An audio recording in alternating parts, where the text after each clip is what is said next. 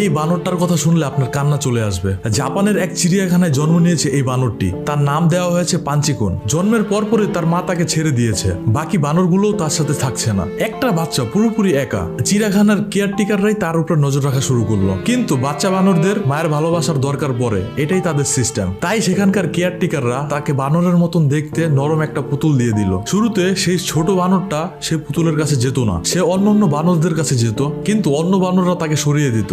তারপর ছোট বানরটি সেই পুতুলের কাছেই ফিরে যায়। হাঁটলে তাকে কাঁধে করে নিয়ে হাঁটে, ঘুমালে জড়িয়ে ধরে ঘুমায়। অন্য বানররা সরিয়ে দিলে সেই পুতুলটার কাছে যেয়েই লুকায়। আর এই ছবিগুলোই সোশ্যাল মিডিয়াতে ভাইরাল হয়েছে। আর এই ছবিগুলো দেখে হাজারো মানুষ ইমোশনাল হয়ে গিয়েছে। আর এর পরপরই জাপানের সেই চিড়িয়াখানায় লাইন পড়ে গেল মানুষের। তারা জাস্ট একবার শুধু সেই বানরটাকে দেখতে চায়। কিন্তু এরপরও সেই ছোট বানরটা হাল ছাড়েনি। বারবারই সে নতুন নতুন বানরের কাছে যেত এবং ধাক্কা খেয়ে পুতুল নিয়ে ফিরে আসতো। কিন্তু শেষমেশ তার প্রথম একটি বানর বন্ধু হলো, যেটা কিনা তাকে জড়িয়ে ধরে রেখেছিল এবং তার সাথেই তিনি চিৎকার চেঁচামেচি করে, লাফায় এবং খেলাধুলা করে। এখন সে আস্তে আস্তে সে পুতুলের কাছে যাওয়া কমিয়ে দিচ্ছে, কারণ সে এখন একটি আসল পরিবার